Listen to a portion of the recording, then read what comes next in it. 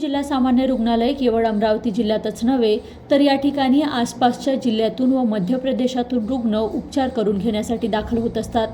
400 बेडची क्षमता असणाऱ्या या रुग्णालयात अनेकदा 500-600च्या वर रुग्ण उपचारासाठी दाखल होत असतात।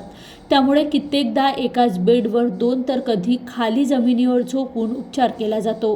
कोरोना काळात बेडची कमतरता पडू नये यासाठी सुपर स्पेशालिस्ट हॉस्पिटल मागे 100 बेड प्री लॅब रुग्णालयाची निर्मिती करण्यात आली। मात्र या ठिकाणी कर्मचाऱ्यांच्या कमतरतेमुळे हे प्री लॅब रुग्णालय आता भंगार साहित्य ठेवण्याचे ठिकाण झाले असून आजूबाजूला मोठ्या प्रमाणात झाडे झुडपे वाढलेली आहे।